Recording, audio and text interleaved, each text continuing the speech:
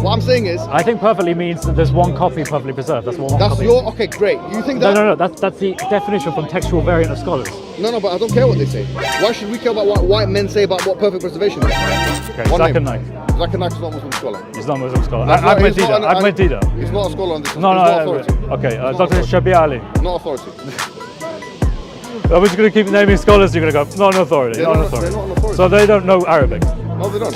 Go and ask him. I've got his number on my phone. Do you want me to call him now and ask him for you? You can, yeah. I've got Zakir Naik's number on my phone as well. We'll have a chat with Zakir Naik. Oh yeah. Would you like me to ask him for you? On the second view, the Quran would still be preserved. On the first view, the Quran would not be preserved. Do you get it? I agree.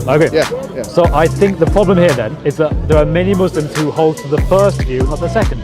And I just want to make it clear that the first view is wrong. When you listen to this kind of, when people say that the Quran word for word, letter for letter, right, it makes it seem as if there's no variance.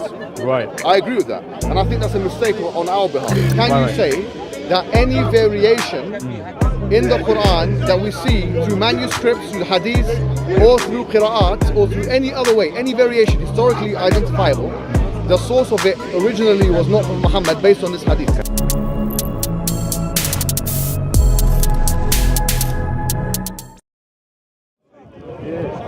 Hello there. How you doing? How are you? A quick picture of this guy. How you doing? You okay? Oh, sure, yeah. I'll have your picture. Yeah, we'll do the picture.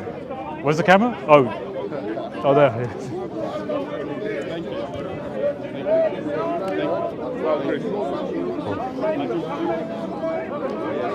I'd like to have a chat, a debate, if you wouldn't mind, about Surah Al-Talaq, Ayah 4, Surah Al-Talaq, Surah 65, Ayah 4.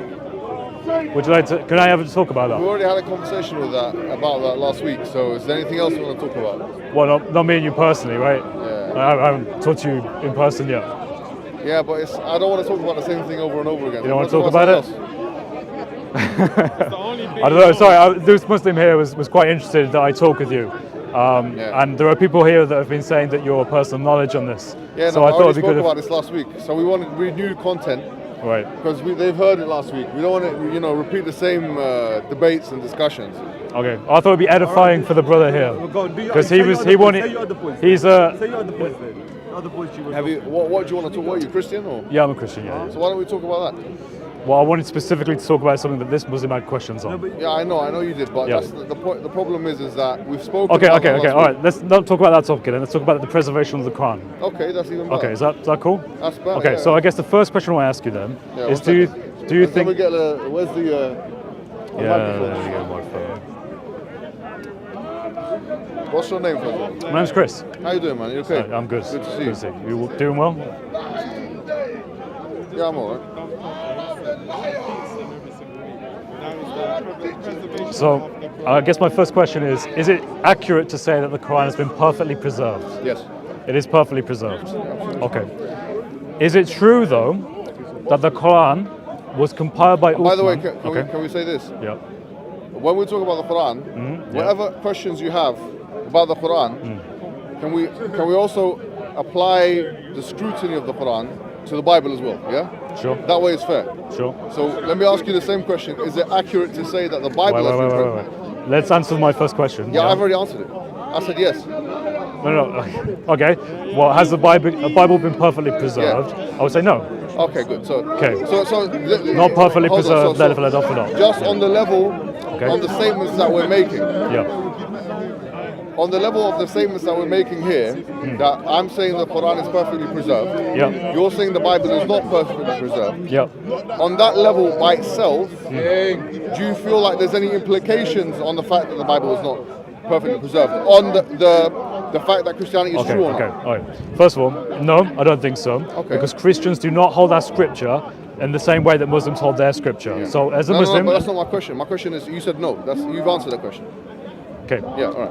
What I was saying is that this is just you can answer this for me if you wouldn't mind. Yes. In Islam, is it the view that the Quran is preserved eternally with Allah on tablets? Is that the view? On tablets or a tablet? A tablet. I guess a tablet. Well, I mean, the Quran and all of the texts, the Torah and the Injil. In fact, the conversation that we're having right now is preserved in that tablet. So all the variations as well so this is very important. Any variant, any textually acceptable variant of the Quran is also preserved in the tablets, yes. Also preserved. So then, it wouldn't matter if someone had made a mistake in the transmission of the Quran, because that mistake is also still preserved in the eternal tablets. No, it would matter, because obviously we would say, and this goes back to your first question as well, right? Mm-hmm. That the Quran is meant as a guidance for humankind. Today as well. Yeah, for human beings. So the end user is meant to be human beings. So if clearly, we would say if God revealed the scripture, whether it's the Quran or the Gospels or the Torah or whatever, that if it doesn't reach all the people in the same way as it originally reached the initial primary audience, then there's a discrepancy in the access to guidance that end users will have, which will put questions of, is God being just here in his delivery of the message? Okay. Do you understand? I think you're going on a bit there. Listen, what I want to get at do you understand what I've just said? Yes, I What have I understand. just said? Listen, what I want to talk about. What have I just said? You've talked about how there could be differences in... that's not what I just said. You said I'm going on, but you weren't listening to what I said. Because I just want a yes or no answer. I'm not talking about what you're talking about. You're talking about something different. It doesn't matter. Wait. I came here to talk about one specific thing. Chris, listen. I've come here to talk about I don't want this one to thing. deteriorate. I was patient enough to... Yeah, I know, but you're not answering me. You're sort of adding and talking about other things. Give me one question that you've asked that I have not answered. You're talking about things that I don't think you need to talk about. One question that you have asked You're me. deviating from the topic. What's the question that you asked me that I have not answered? Listen, I want to know the Muslim belief about the Quran. I've already I told said, is it true that the Quran is preserved eternally on a tablet? And you said, well, kind of, and then you talked for a while about how all these other things are also preserved. Really, you could have said yes, okay? Just say, I want the very basic Islamic belief. Why should I don't want your interpretation of what that Islamic belief is. Can I, do you understand? Chris, yeah? Yeah?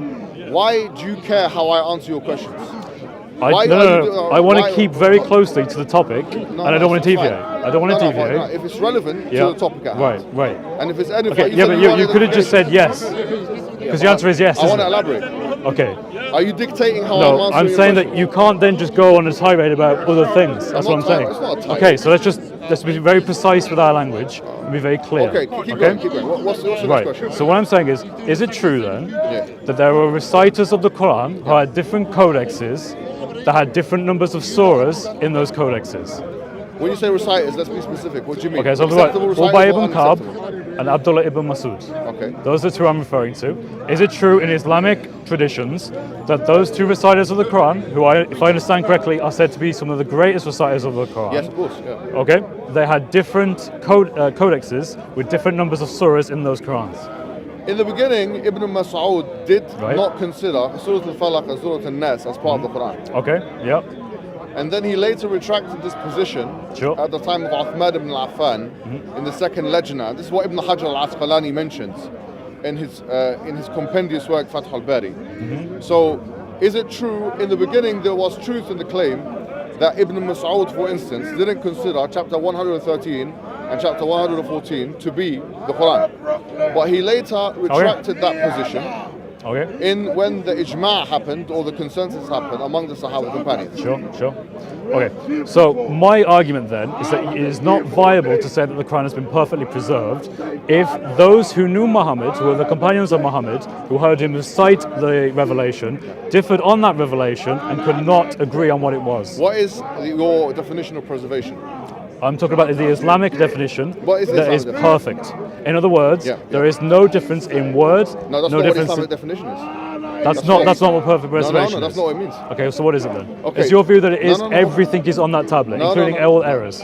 No errors. See, now what you're doing is you're poisoning the well. Right.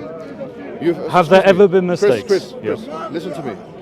You're poisoning the well, and you're not learning. Okay, I'm not here to learn. You are here to learn. I'm here to have a debate with you. Do you know how to speak Arabic? I'm here to have a debate with you.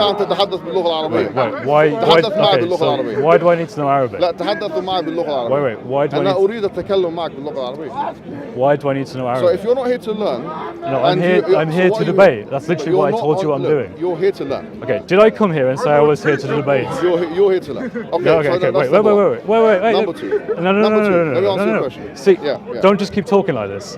See, you keep waffling, and then you throw out insults. That's not a way to do debate. Did you know that Ibn Hajar al-Asqalani... This is now just breaking down into insults. Yeah, I haven't insulted you. I haven't implied that you're lacking in knowledge. I haven't said that you're learning. I haven't asked if you have a good comprehension of the English language. That's not an insult. No, it is. It's belittling. He's belittling people because this is his way of winning arguments. I'm not winning an argument. Well, I agree. No, I'm not winning an argument. You agree, yeah? I agree you're not winning the argument, fine, yes. So I'm teaching you then, yeah? No, you're not winning the argument. Okay, no problem. Do you understand what I'm saying? I probably agree with that as well. Okay, good. Listen, what I'm saying... What do you want to say? Okay. Well, my understanding from the Islamic point of view is that perfect preservation means there is no change in any of the Arabic word for word, letter for letter. Good. Right. Where's the source for that? Muslim scholars. Who? Okay, Zakir Naik. Zakir Naik is not a Muslim scholar. He's not a Muslim scholar. Ahmed Dida. He's not a scholar on this. No, he's not authority. Okay, Dr. Shabir Ali. Not authority. I'm just going to keep naming scholars. You're going to go, not an authority. They're not an authority. So they don't know Arabic. No, they don't. I mean, they don't know Arabic. Doesn't know Arabic. No. Number one. First of all, he says it himself. He says it in his lectures. I don't know Arabic. Dr. Shabir Ali know Arabic. Yeah, he does, but he's not an authority on this topic. He's not an authority. He's not. So let me explain. So he's not an authority on the earliest Quran manuscripts. Of course not. Dr. Shabir Ali. Yeah, he's not. He's an authority on Christianity. That's why he's done his PhD in. Yeah? He's done his PhD in Islamic studies as well. As far as I remember, he didn't do his PhD on manuscripts and early codexes. No, he didn't.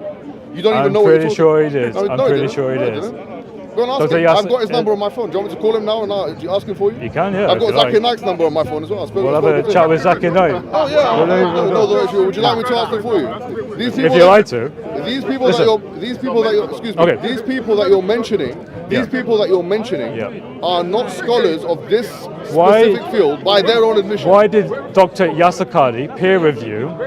He didn't peer review. He's not an authority in this field either. Yes, he is. No, he's not. No, he's not. I know him personally. Sorry. What am I saying? You don't know what you're talking about, sir. No, Dr. You don't know what you're talking about. Yasser Qadi. Yeah. Is an expert on Quranic manuscripts. No, he's not. He's not. No, he's not. Okay, he peer reviewed Dr. Daniel Brubaker's book. Look, excuse me. He's never once, Yasser Qadi, I know him very personally. He's never written a letter to Dr. Daniel Brubaker. That doesn't make him an authority. It's a peer review. He peer reviewed his book. He works. He's a doctor. He has a PhD. He works at the University of Rice. He peer reviewed a book about Quranic manuscripts. Just to be clear, Yasser Qadi's specialism is theological heresiology. In the early days. Well, he's doing something wrong then, because he's peer reviewing. Anyway, look, I don't want to get into this. You got that wrong though. I know him personally. I speak to him regularly. Okay. Well, I've read his reply to Dr. Daniel Brubaker's book. His aqidah, basically. Okay, but he feels that he can reply on Dr. Daniel Brubaker's book about the Quranic manuscripts. Dr. Shabir Ali, by the way, his PhD is in biblical literature. Sorry, I misspoke. When I said Shabir Ali, I meant Yasser Qadi. Sorry. Okay, look, Chris. Sorry. Let me just explain to you who our authorities are. Sure. Well, are you in a position to dictate though? Pardon? Yes, I am. You were in a position to dictate who the authorities of Islam are? Yes, I am. Because this, in accordance with basically the view of scholarship, Islamic scholarship. So, for example, we have three groups of, you could say, the Mutaqaddimin. In the Mutaqaddimin period, which is the early period of Islam, you have the Sahaba themselves, the companions, like you mentioned, Mas'ud is an authority, a major authority, Ibn Abbas and those guys. And then you have the Tabi'in and so on, of course. But then, in terms of written works, you have people like At-Tabari. He's a major authority. Abu Amr al-Dani, he's a major authority. These are the early authorities. Okay. Hold on, let me finish. Okay. Why are you... Because you want this to be a lecture. I've made points and you don't address them. You just go into a lecture. No, because the reason why this is important, your point, you said that preservation means perfect preservation, that there's no... And you disagree. You said what? Can you repeat I said that there is no difference in letter by letter, dot by dot. But I'm saying no one said that. No one said. I can't find people in this park who have said that there is. About this park? This park is either okay, so you're disagreeing with Mansour. No. You're disagreeing with Mansour. No. Let me. I don't know what Mansour said. So for me to disagree. Okay, Mansour said there is no difference in the Quran from. Sorry. Okay, so Mansour's wrong. He's just I'm not going to say that Mansour's wrong. You're putting words in my mouth. Be genuine with yourself. Okay. I am being genuine. I know what he has said. I have spoke to him personally, and I have seen videos. See, when I give you an argument, you say it doesn't matter. No, I'm saying it doesn't because right. So I've demonstrated to you that Muslims do make that argument. Who? Mansour. I literally gave you I'm one telling you reference. authorities, you're telling me Mansour. Right, okay, so Mansour isn't an authority So on are this. we He has authorities? no idea. We're not authorities. Well, you just said you could teach me. No. You're claiming to be an Please, authority. Chris. People in No, this no, crowd no, call no. you a scholar. No, You're aware of that? That's a mistake. Okay, I'm not don't call authority. this guy a scholar. He's not a scholar. Yeah, please, yeah, of course. Right. I've never claimed that Okay. about myself at all. So let's just Chris. get rid of this whole teaching thing then. Let's just make an argument and a point-by-point conversation. whatever you yeah? wanna call it. Okay. Okay, So no I'm problem. saying there were early disagreements about what the Quran should have been by the Chris, your Sahaba. first point- Do you understand that? No, excuse me. Chris, your first point was that you said preservation means that it's there's no change in any words. Right. Letter by letter, Yeah, dot by that's dot. not sure. true. Bar by bar. For example, so let me give are you you the- saying that that's Chris, not because of let- it? No, I need clarification. No, what are you saying? what I'm saying is Right. that the understanding of preservation, hifz, yes, the understanding of hifz or preservation is not that there's no variance. That's So there are variants in the Quran. everyone agrees that. Everyone agrees there are variants in the Quran. Yes, Do you all believe in that? Yes, Chris. Wow. All right. Chris, yes. Thank you. Chris, yes. My argument I wanted to come here no, today excuse me, was to Chris. demonstrate that the Quran has not been perfectly preserved, and you've just agreed to No, that. Chris. You've just Chris, what? That's you- it. We don't need any more. You're either acting the fool or you are. No. I only wanted to know the You're answer either to that acting the one fool or question. You're embarrassing No. yourself. I asked you. Look, see, you're ad hominem Look, again. it doesn't matter. It doesn't matter. He just did ad hominem, and he just said it doesn't It's matter. not an ad hominem. Yeah. It's an ad hominem. See, again, he makes it is. insults. No, it's- He makes insults. Yeah. Why are you not capable of having an I'm argument? having a Instead, you insult and you belittle. Chris. Don't belittle me. Okay, forget it. I'm not going to belittle you. Yeah. Let's deal with the arguments. Yeah. All right. Okay. Early sources. Let me give you the exact. Wait, let's go back to please. what I said. Let me. Yeah. I'm going back Okay, to what you said. perfectly preserved Quran. Yeah, but what I'm which- saying is preserved. Okay. You're misunderstanding the word preserved. Okay, what does it mean? What does Okay, it mean? let me. Shall I explain it Yeah, to you? yeah, yes, please. Excellent. So now, there's two views in Islam what the word preservation of the Quran means. I'm being very generic here. Obviously, there's more. Okay. But two major views. Yeah, let's say. There's the views of what you call the Qurra, and the Mutakallimun. So this includes people like Ibn al-Jazari, who's a major authority in Quranic manuscripts and the Quran itself. It includes people like Fakhruddin al-Razi, who's a mutakallim, and others.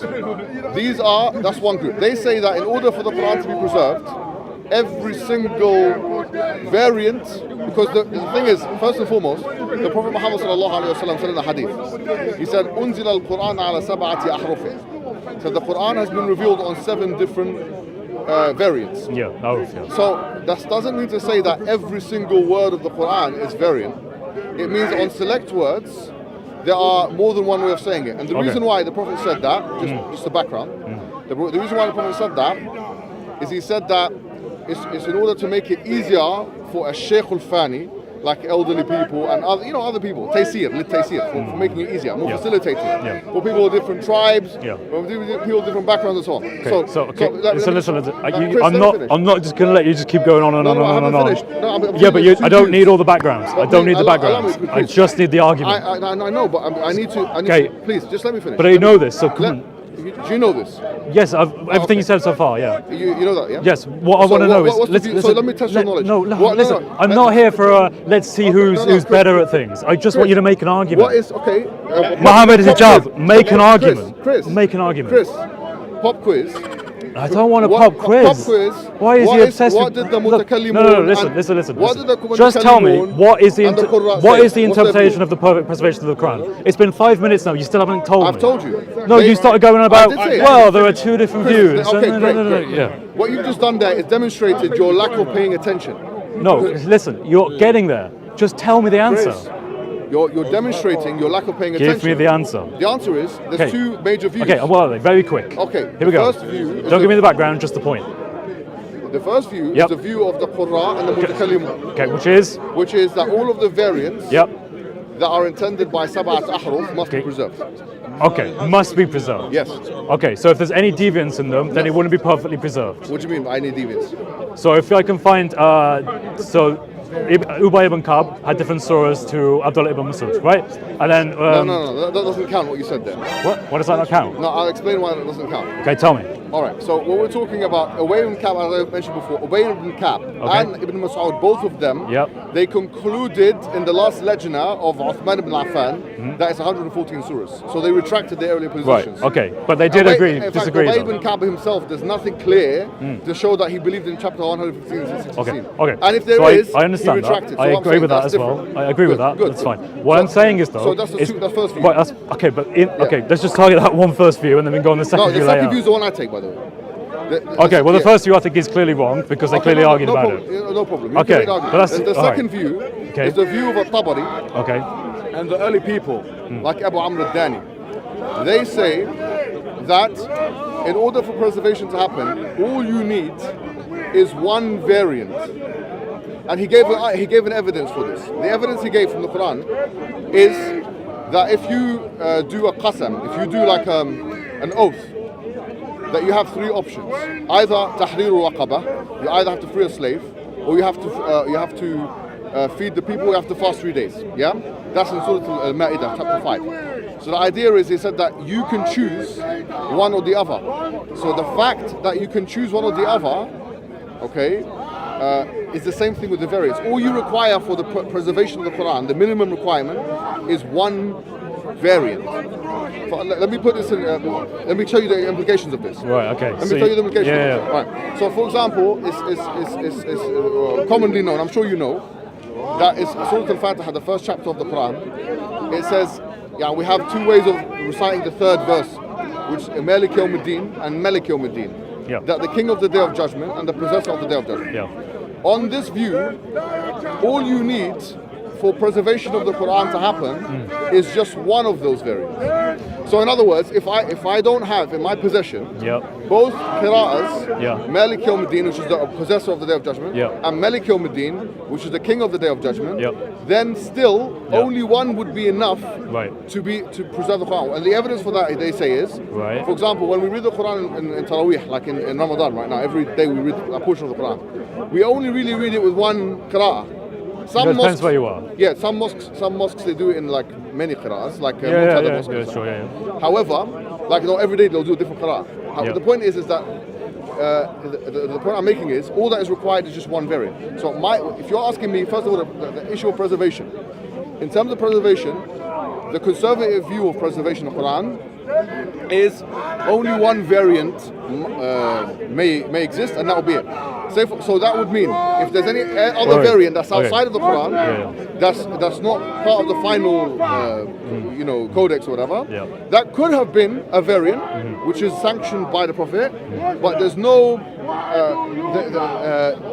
requirement for it to be preserved from that perspective.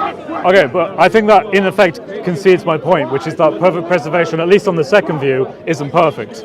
No, but that's the idea. They would say perfect is a subjective term, right?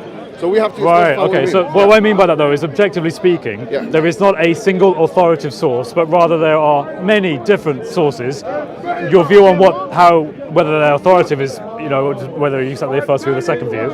But ultimately, if you accept the second view, then you would have to concede that it's not perfectly preserved because there are different ones. Yeah. No, I mean, it depends on how you define perfect. So they would say that is perfect preservation. Right, but that's inherently not true. Like no textual manuscript scholar would say that's perfect preservation, right? Because there are variants. Okay, right? The presence of a variant means that it's not perfectly preserved. No, but the variant itself is explained from within the tradition. Right, that's fine. You may re-understand your interpretation of what it means to be perfectly preserved, but from a scholarly perspective, they wouldn't say it's perfectly preserved because there are different variants. As I said, the word perfect is fraught with subjectivity. So we need to. I'm talking about textual criticism. When we're trying to figure out what the original author said and did, right? If there are different copies that say different things, then we would have to concede that it's not, on that scale, perfectly preserved. Do you agree? No, not like that. No. Because what they would say that they use the word kamal, which is the Arabic word for like complete. That's, I think, more. It's an easier way to kind of, because otherwise it's subjective. What's perfect? What's not perfect? So obviously that's trying to get out of it. What I will concede is that certainly there's a difference of opinion as to what is the minimum requirement for preservation in Islam. Right. There are some scholars who say that all of the variants must be preserved. Okay, and they say therefore the 10 major qira'ahs that we have today, that they must be, all of the variants that the Prophet said must be within those 10. Whereas the early view, which I take, is that actually that's not the case. That in order for preservation to happen, all you only require is one variant. Right, but what you're talking about here, and I think you summed it up quite well there, is that preservation, not a perfect preservation, because ultimately if it was perfect in the way that we understand it from a scholarly point of view, there would only be one copy. I'll tell you something, Chris, which I think you're right about. Yeah. Okay. When you do listen to, on prima facie value, when you listen to this kind of, when people say that the Quran word for word, letter for letter, it makes it seem as if there's no variance. Right. I agree with that. And I think that's a mistake on our behalf. That we didn't clarify that early in the da'wah. Cool, yeah. It's where people in the past, 20, 30 years ago, didn't explain to the people, because this is known to Islamic historians for 1,400 years. You know, textual criticism, for example, some say that, well, Islam doesn't have textual criticism, but the truth is, it's called naqd al-qira'at, or textual criticism of the qira'at. That was there in the early days of Islam. So people that know this field, okay, they will tell you that actually there was a textual criticism tradition in Islam. Yeah, I agree that there was. I think largely because the companions differed about what their actual the issue was not with the companions at all. But they did differ about it, right? No. The issue is never. Let me tell you. Okay. Yeah. Okay. I'll tell you. Let me make the argument for you. Okay. Yeah. If you look at Sahih Bukhari, for example, you'll find. I'll tell you exactly what you're saying. I'll give you the evidence for it. Okay. Abu Darda in Sahih Bukhari, he recites Surah Al-Layl, which is chapter 92 of the Quran. It's recited in the 10th qira'ah as وَمَا خَلَقَ الذَّكَرَ وَالْأُنثَى. Yeah? And who created the male and the female? He says, no, I'm going to read it وَالذَّكَرِ وَالْأُنثَى. And the male and the female. So it's an oath. God is taking an oath. He says, I'm by the male and the female. He says, I'm not going to recite وَمَا خَلَقَ. He said, I heard it from the Prophet as وَمَا خَلَقَ الذَّكَرَ وَالْأُنثَى.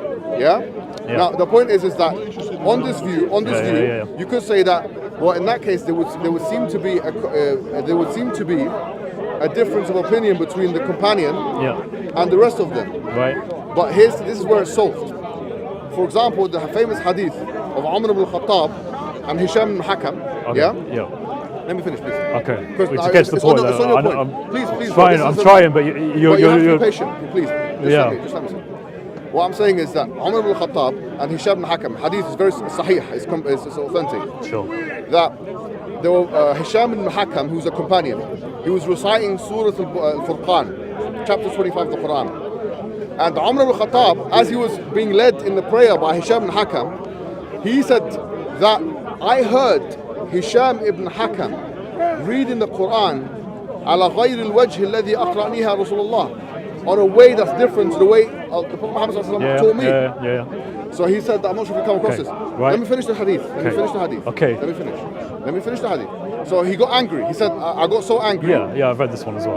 So he got angry, and then he waited for him to finish the prayer. He grabbed him. And he took him to the Prophet Muhammad. And then the Prophet Muhammad said, هكذا أنزلت وهكذا It's been revealed this way and it's been revealed this way. Exactly, it's revealed this way and this way. So we're showing what? Showing it goes back to the Umda hadith, which, or the main hadith, which is أنزل القرآن على سبعة أحرف. The Quran has been revealed in 7 different aruf. Yeah, beautiful. Different modes. Great, you're good. Okay. So my question is then, it seems as if the early companions disagreed about what that was. Yeah, but then the disagreement was resolved by the Prophet. It wasn't by the Prophet though. Well, it was resolved by Uthman ultimately, right? No. It was resolved by the Prophet because look, I've just given you an example. We can agree, I agree on that example. But what I'm saying to you though is that even after that, there were still arguments among the early companions who knew Muhammad themselves, who were great reciters of the Quran, and yet they had different understandings about what was Quran and what was not Quran. Then Uthman came along and standardized that Quran in your Sahih Hadith. So there's a degree of truth in what you're saying. Okay. The thing is, here's the thing. I appreciate honesty. Yeah, there's a degree of truth. There was still, so some Sahaba, some companions, like as I said, Abu Darda, Ibn Mas'ud, Ibn Abbas, they would recite how they heard the Quran, which might have been different to the way somebody else heard it. But as I said before, they are saying they heard it that way because it's on this harf, on this way. Right. But then you have to explain to me, why were they arguing about something if the Prophet made it clear which is acceptable and which isn't? Okay, here's the thing. If it was seen as that they are saying something that's other than the Quran, it would have been deemed as kufr, as disbelief in heresy, which it never was. So this is why I say there was the degree of truth. Right. There was an atmosphere of acceptability. Right. Okay, but we need to remember here. So We are Muslim people are here. Come and stand in their presence. La ilaha illallah. La ilaha illallah. So my question is then, if, say for example, Ubay ibn Ka'b had 116 surahs. But he didn't, like I said, he didn't. That's not an opinion that he kept, and that's not. But at one point he did though, No, until the consensus evidence. was reached. There's no evidence of that. He had two. There's a hadith where he complains that he has learned how to recite. He has memorized 70 surahs of the Quran, and he's complaining they don't take all of what he says. No, there's no evidence. There's no clear evidence that he took 115, 116 as the Quran. Yeah, these were just two du'ats that he put. Du'a al-Qunut, it's called. He put them in his mushaf. Yeah, he put him in his Musaf. So he was considering Quran, and there were differences about whether or not that should be Quran or whether it should be Dua. Here's the issue, right? With the companions' masahif, for example, they would write on it. So they would put their notes on it. They were not meant to be the official standard copy.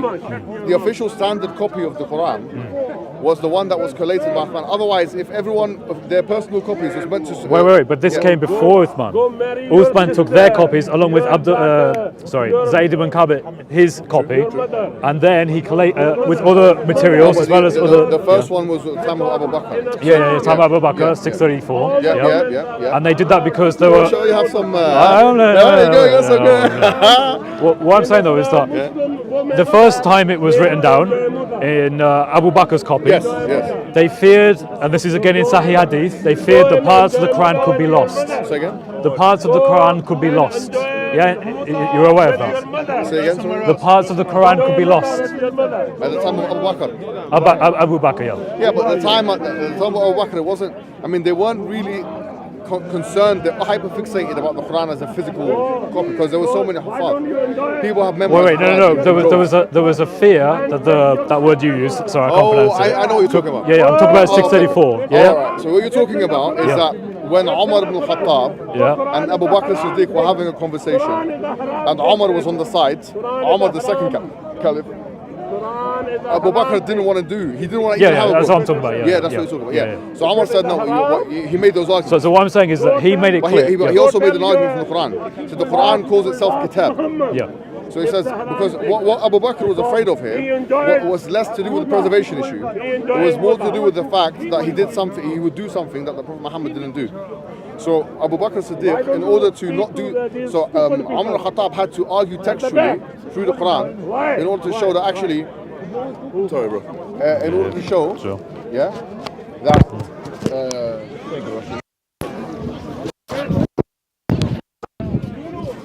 sorry son.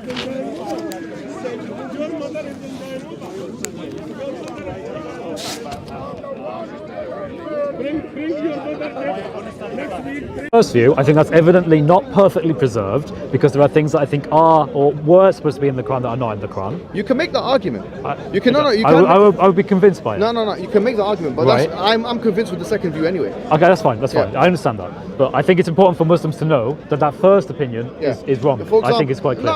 Perfect preservation, perfect. No, but the thing is, here's my point, Chris. These two people differed on the term perfect or perfection. Because the first group of scholars said, in order for there to be perfect preservation, all the variants must be preserved. Right. The second group said, no, only one variant. So for them, perfection was one variant preservation. Is there an example in the early Ummah, or among the companions, where they believed that the Quran as they had it had been perfectly preserved?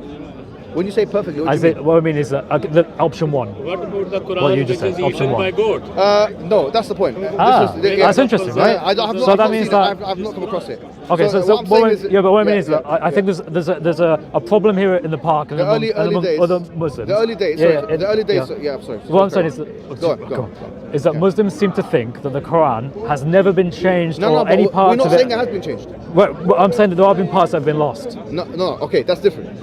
Okay, but that affects your version one. Do you see what I mean? Let me tell you. Okay. Let me explain it. Changed and lost are two different things. The Quran, if we say, look, it is the kind of same thing. If we say all the variations, all of the variations of the Quran, like when the Prophet said, Nuzul al-Quran ala sab'ati ahruf, 7 variations, Is it conceivable on the second view that every single word must be said in more than one way? Some say no, it's not required. So for example, once again, if I were to say Malik Yawmuddin, owner of the Day of Judgment, that's enough. I don't need to say more for the Quran. I understand that view. Yeah? That's fair enough. So if for example, let me give you a hypothetical just to make this clear. If the qira'ah saying Malik Yawmuddin, which is 6 out of 10 by the way, 6 out of 10 qira'ah. If Malik Yawmuddin wasn't there, on the second view, the Quran would still be preserved. On the first view, the Quran would not be preserved. Do you get it? I agree. Yeah. So I think the problem here then is that there are many Muslims who hold to the first view, not the second. And I just want to make it clear that the first view is wrong. Okay. Because you cannot say... That doesn't have... Even if you go... That's it. I think that's it. I think we actually reach a consensus there. No problem. Cool. If that's good. Cool. Because if you say that the first view, which is that all the variants must be there, blah, blah, blah, and the second view, which is that only one variant has to be there, what we would say is that in order for something to have creedal disproving implications, religious disproving implications, then the second view would have to be the one that's attacked, not the first. The first view is not sufficient. The first view is just a view of some scholars that came after. The ones who are closer to the Prophet Muhammad sallallahu alaihi wasallam, like At-Tabari and Abu Amr al-Dani and others. Yeah, I agree with that. Because, they didn't believe that. I agree. Yeah, it seems to me from what I've seen from the early Ummah, they didn't have the idea that there was some sort of nothing has been lost whatsoever. Everything is preserved as all the different ways that it was recited. Yes. I don't find that. I find the second view, which is what you've mentioned. But so I think we would consider that preservation. But you see, that's not. Let me tell you why. Wait, the second version. Yeah. Let me tell you why. At-Tabari makes this argument, and Abu Amr al-Dani makes the same argument. He says, for example, I'll give you the same example. For example, if I done an oath, if I done an oath in Islam, and I have to recompense that oath. Now, when I have to recompense that oath, I have 3 options: freeing a slave, number 1, or fasting 3 days, or feeding poor people. Now, because God tells us you got 3 options, 1, 2, or 3, if I do one of those, this is how At-Tabari argues. If you do one of those, have I done what is required of me in a perfect way? Yes, I have. Yes. I don't need to do all 3. That makes sense, but that's not in the context of preservation of the text. At-Tabari is arguing that this is what I'm saying. He has a different definition of perfection. Okay, he's saying in order for perfect preservation to happen, all you need is just one qira'ah. Okay.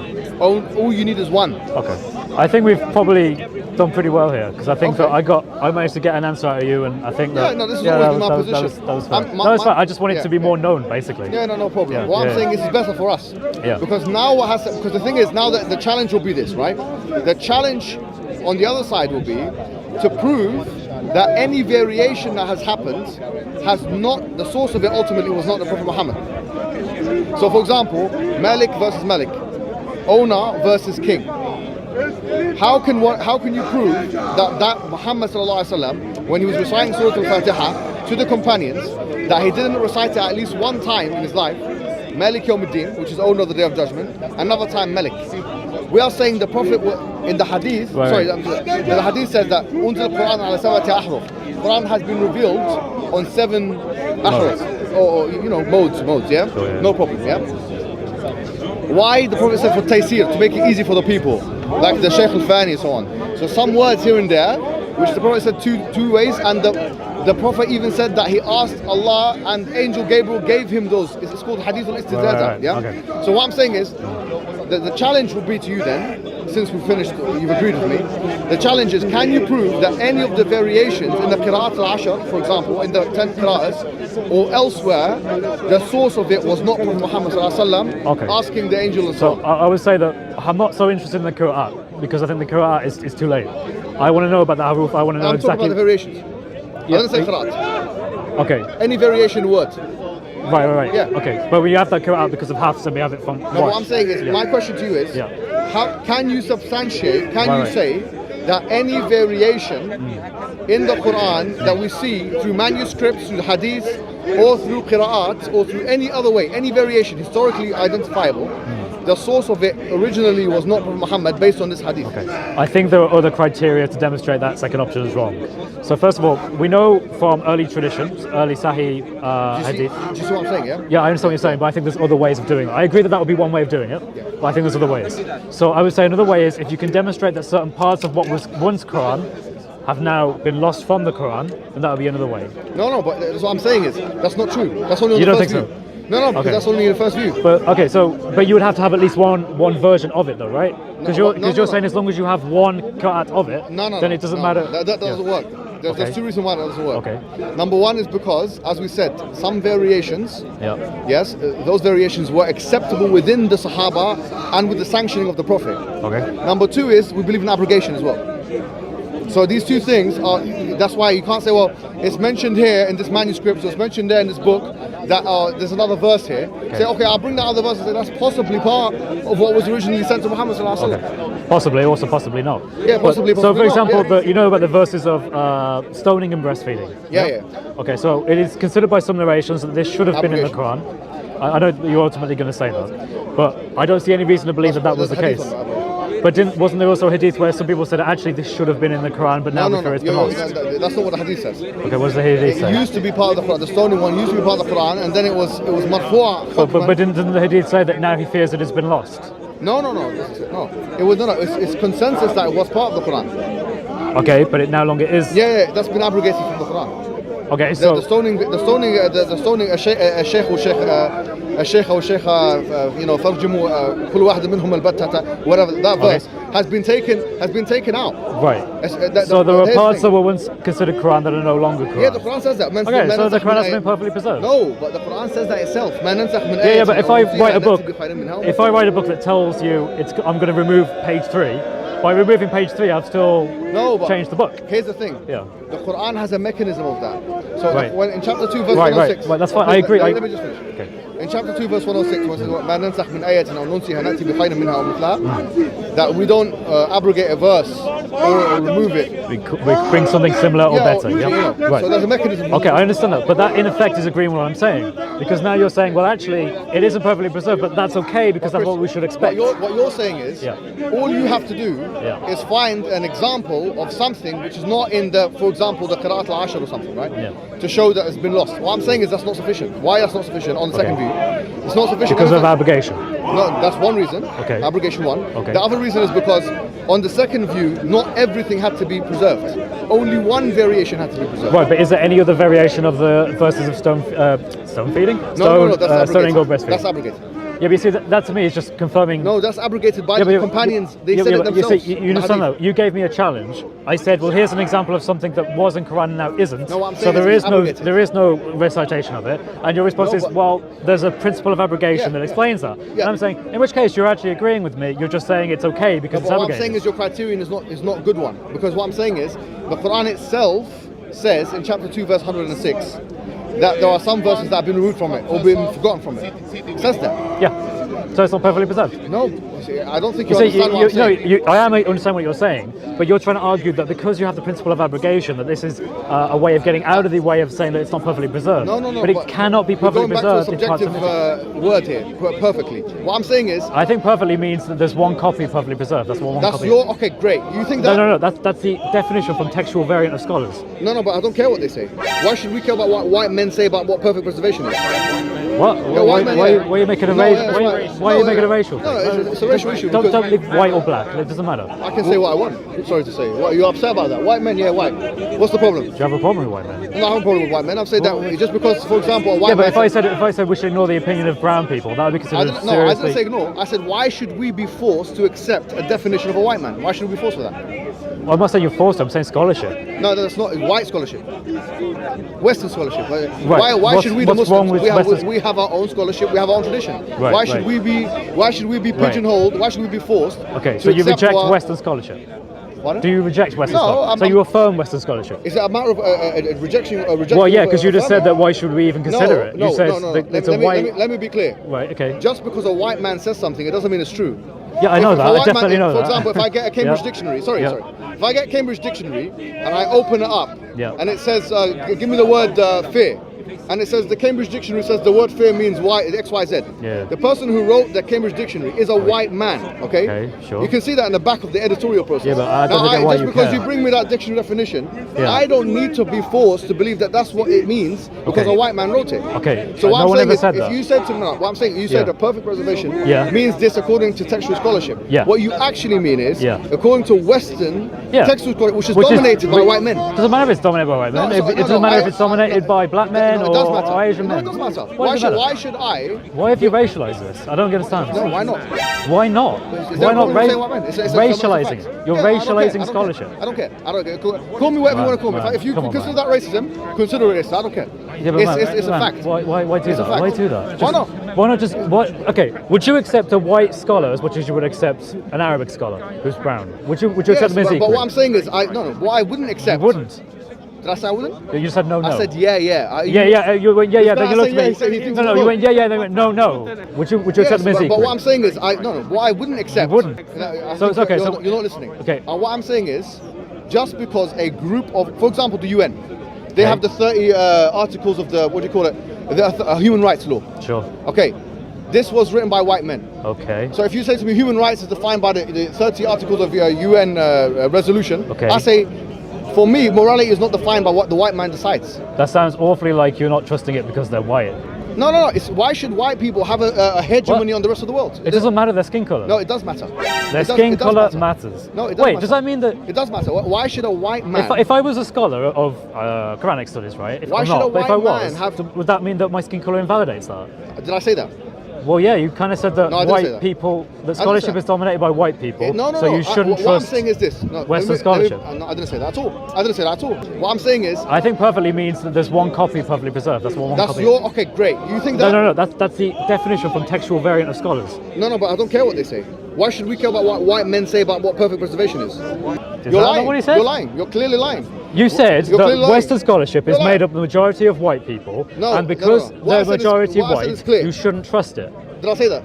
Well, it's on camera. If I said that, then they could catch me out. No problem. Go on. Call me racist. Do what you want. Call the police. Do what you want.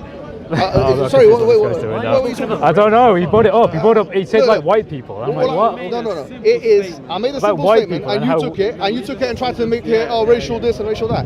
No, you made it racial by saying it. It is. I said, why should No, I? you just said. I said Western My question scholarship to you is was one: why should I be forced to accept? No one's forcing you anything. All right, great. No one said force. That's good. So in that case, Right? Do you go accept back Western scholarship? when it's right? Okay, nothing to do with race though, yeah? Have I said this? Well, because you were saying it's dominated by white men. Yeah, no. But if white people talk about black people's history, Okay. then there's a question here. Why should a There's white man? nothing wrong with people of different No. colours If a talking about white different man things. speaks about black Right. people's history, Okay. for example, in Africa, they've Okay. never lived in the country. They haven't Right, lived so in. they can't talk about it They can 'cause they're talk. white. No, they can talk about it. Okay. But they're going to have limitations as white people in the West. They're going to have those limitations, and we. But only because they've never been there, not because they're white. Yes. It's not because Okay, their skin colour. okay. It's because of the Don't geography. say Yeah. say skin colour then. Just say because Okay, they're thank not you for there. your advice. Thank you for your advice. Yeah, but Going back to the dude, point. all right. No, hold on. This is very important. If I, for example, Should we stop talking about race? It's up to you, but you're the one who Let's brought just it up. stop talking about race now, man. You did bring it I up. said, why should I be forced Yeah. to accept Western scholarship that's dominated by white people. Yeah, That's why what you should I? said. That is the genuine question. I shouldn't I have be. to go by that. Why do I have to go by that except for that? No. I don't care what someone's skin colour is. Okay, I good. don't understand why you I put don't it care what up. you say, but No, Yeah, he yeah. specifically said he He doesn't did say- trust he did Western say- scholarship because it's dominated by white Yeah, men. but I don't think you meant because of colour of skin. Yeah, it's not I the know what causative you said. reason. Okay, so it's because not race. Anyway. The cause is not the pigmentation of your skin, or lack Right. thereof in your case, yeah? Sure. It's not the fact that you're white and Sure. Okay, so it's not the to do. Prophet ﷺ told us very clearly there's no difference between a white man and a black man. Except for in Western scholarship. Sorry? Except for in Western scholarship, because that's what you said. What I'm saying is, Yeah. just because you have a hegemony, because you said On scholarship. race, apparently. See, now you're forcing it upon him. He's poisoning the No, world. that's what you said. You said white people. White people, Yes. right now, In Western scholarship, that's what you talked about. Yes. Right. If See, if you white, missed it. white people, it could be black people, it could be brown people, Western people. Right. Let's I'd use rather not talk about people's colour, Bro, but I don't you care. keep doing I it. don't care what you care. Well, I said my Okay, statement. all right. You can do what you want with it. Honestly, call me what you want. I don't all care. right, all right. Well, let's get out of Look, this because this the point is fun. this. Yeah. Perfect preservation. Yeah. We have our own definitions of it. Right, which You have does your not own meet the scholarly interpretation interpretation. The of what it white means. man's interpretation. Now do you believe No, me? there you have it. I gave him every opportunity to get out of that. I gave him every opportunity. It's a subjective term. Look, Why is it subjective? perfect is subjective. No. If you would It's not like listen, 2 plus 2 equals with 4. textual variance, textual criticism. What does perfect mean? It means that there is one copy of something that we According to know who? comes from According one to who? author. According to who? According to anyone who studies textual variance. Like who? Any scholars of textual Give me one. variance. Dr. Daniel Brubaker. So white man. No, not white. No, Come on, man. Man, you're digging yourself a hole. Just get out of it. Just get out. Hold on. He's a white Islamophobe. He is a white Islamophobe who's appeared in David Wood's channel. You're giving me him as a source. So Why now should you're I accept saying. this? What do you mean why should you accept it? It's academia. Why do you not accept academia? Well, because a white man wrote it, I have to believe in it. No, any colour. Okay, any color. If he You was do black- know that Dr. Yasser Qadi studies, right? Like, I think he studied at University of Rice. I think it might be a different one. You're not saying that you would accept him because of the colour of his skin, I right? don't You wouldn't care say about that. him or anyone else. I'm saying that the Only word- if they're white. Look, excuse me. The word perfect. Okay. Let's forget about race now. Yeah. Yeah, so you need to good. get out of that. I don't need to get out of that. I've said what I said. I've been saying stand this by from your words. 2012. Yeah. I've been Okay. talking about. Okay. There is an issue with race here. There is an issue with What? race. There's nothing. Race has nothing to Because do there's a with this. post-colonial reality, yeah, where whiteness is actually something which is a Whiteness? part of the discourse. Whiteness? Yes, whiteness, the skin color itself. In my country, What's where I'm from- whiteness? Look, whiteness, your color. Do you understand or not? If you go to a country Okay, like, if so you go to a white country, people. excuse me, if Yeah. you go to a country Yeah. like my original country, Sure, I don't know what that is, all but right, which sure. is Egypt, yeah. Okay, cool. Or you go to parts of India, Yeah. they have a caste system whereby the lighter skin you are, the better you are. There is a racial element. And you don't believe in that. No, I don't believe that. The whiter you Okay. are, the better you are. No, I don't. Do you Right, believe that? or the other way around. Do you believe that? No, I don't believe that at all. Okay, good man. That's what. Okay, That's what okay. that is. But So- my so- point so- is why do you keep talking about whiteness? The reason why whiteness is important, my friend, yeah, is because You just told me it wasn't. Okay, go on, keep going. it's important in some aspects. For Yep. example, writing of history is Okay. because, for example, in the colonial period, Okay. a lot of the reason why people enslaved or colonized races Okay. was because they believed that their race was better than that race. Okay. Do you know that or not? No, For sure, example, the I'm fine. transatlantic slave trade. Yeah, I know When about they that. went into West Africa, Sure. part of the justification of doing that, Darwin himself writes in his book yeah. that he thinks that the black man has Okay. a fifth toe. or What's this something. got to do with whiteness, though? Because it's whiteness is part. Look, for example, Nazi Germany. Yeah. Okay, sure. When they were doing scientific experimentation in the 1930s, Okay. they were doing eugenics programs. Yep. Their idea was that the whiter you are, the better you are. No, the more Aryan you are, the better. Yeah, that's whiteness skin. No, that's not. You don't know what Bro, Aryanism is. sorry, but it's You do know whiteness. that include people from They Iran? mentioned that the blacker you are, No. I can give you sources for it. If you look at what, I don't know, you're- why so- are we talking about So this? you're man? hold on. Look, we were he's going. We were defending talking Hitler. By the way, he's defending Hitler. I'm defending He's defending Hitler. Hitler. Yeah. Really, dude? He's No, defending, Hitler was yeah. abhorrent. No, You seem to you're be defending the eugenics No, program. you're of Hitler. defending. You're defending Are that you doing whiteness that? is some sort of like. Have I said that? Yeah, you said whiteness. You used the term I white. said some sort of what? Go on. You Finish used the sentence. term whiteness. What have I said about it? And you said that whiteness was an important thing in It the is in the important context thing. of academia. Of course it is, because that there's is a racial it's- statement. Yes, it is a racial statement. It's not a racist statement. It's a racial statement. Well, I'm I saying mean, it that- is specifically about no, white people, because so- there has been a history where white people have gone into. Yeah. black Every race people's has done country- things to every race. You No, understand but they're that? doing it on the basis of race. Many people have done things on the basis of race. White people in particular. White people Everybody in particular. has. Everybody Western has. is a better word.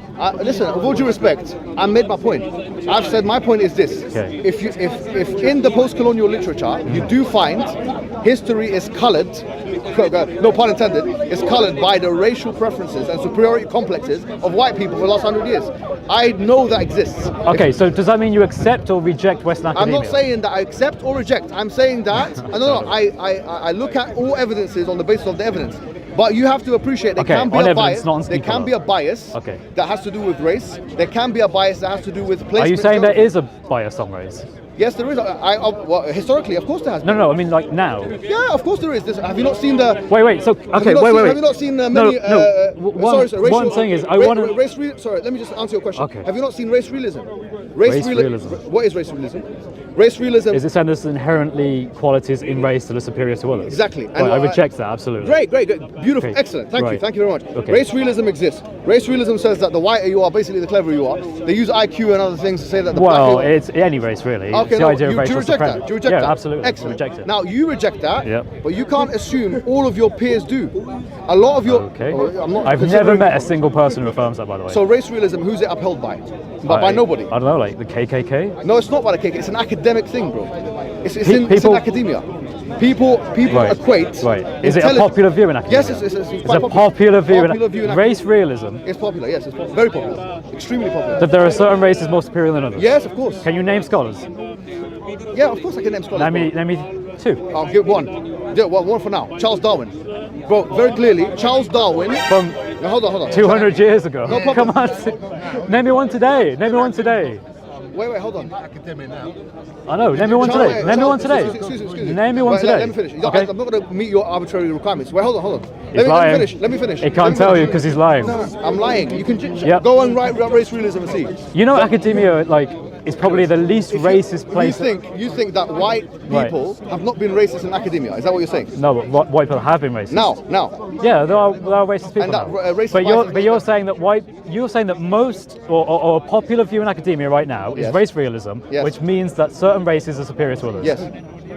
And you can't tell me two of them. Two academics. I'm not an expert in race realism, to be honest. But you know this though. Yeah, I know. Wait, you're not an expert on. Okay, I've never said I was an expert. Yeah, I understand that, but you're talking about it as if you know who these people are, and you're saying there's a big problem in academia. Great, Sam Harris. He's a race realist. He's a race realist. He believes that certain races are superior to others. Sam Harris, yeah. Okay.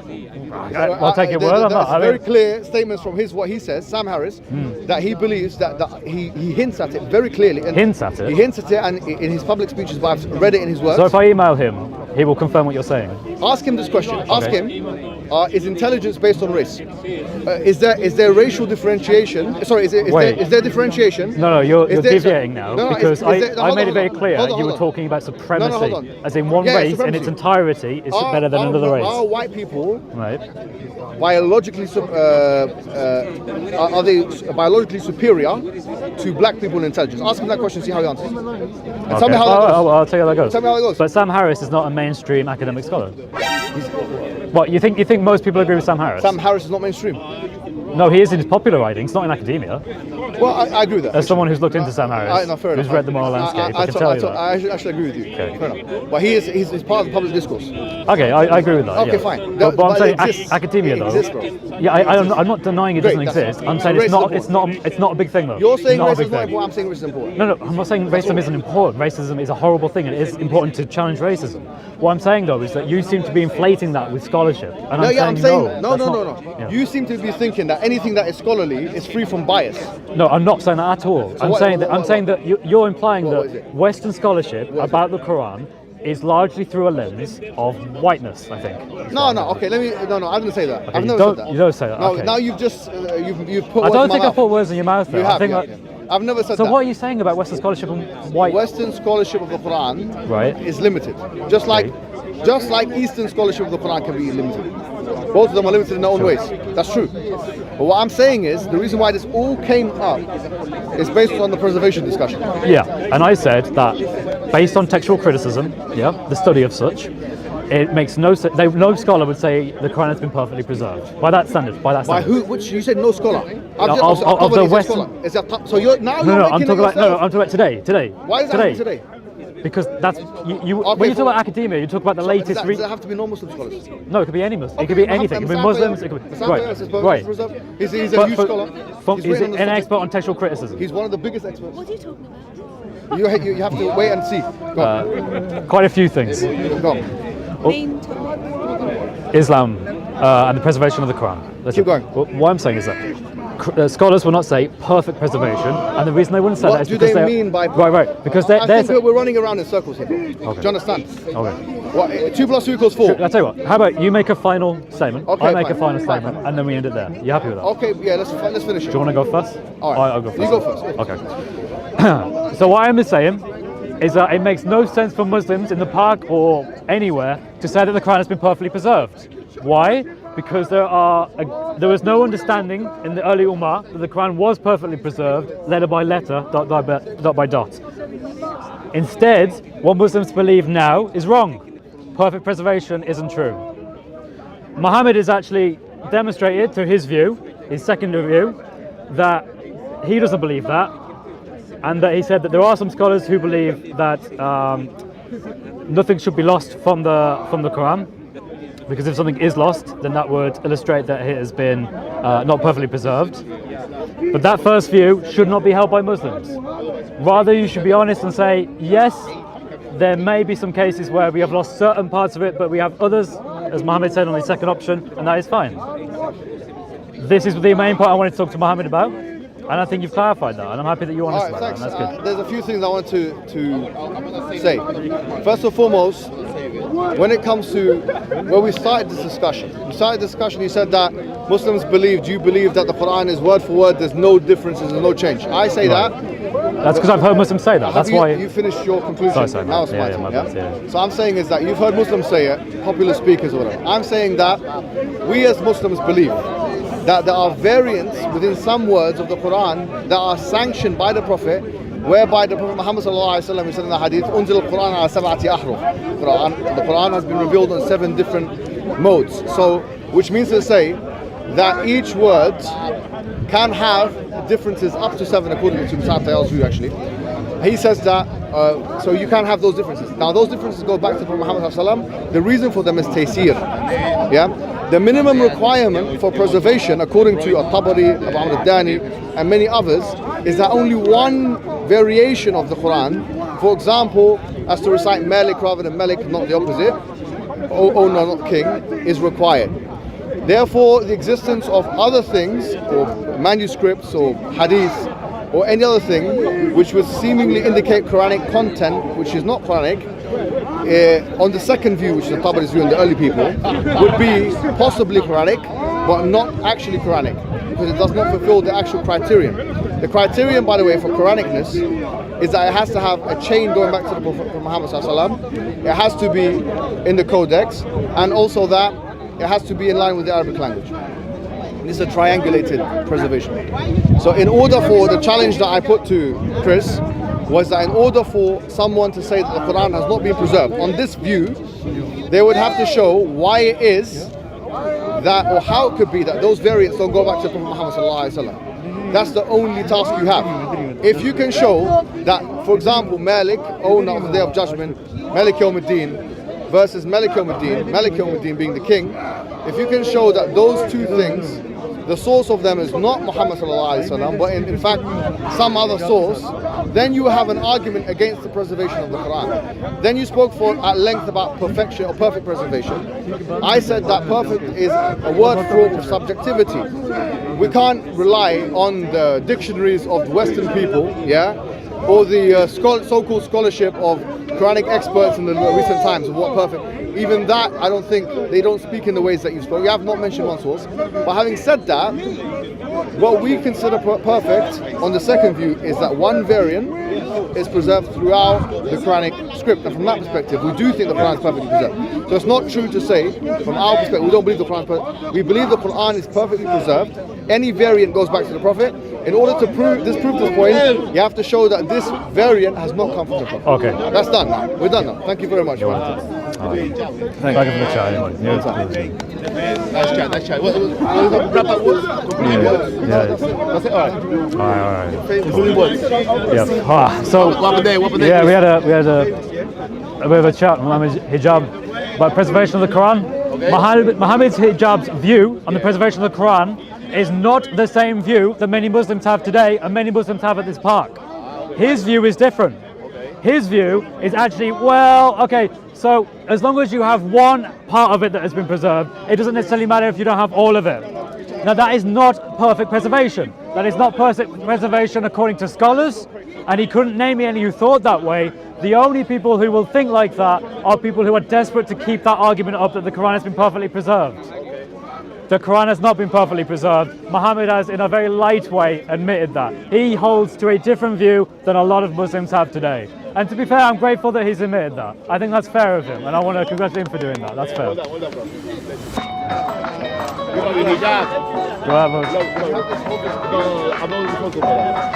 Sorry, sir. Okay, Chris, nice one, bro. Thank you. God bless.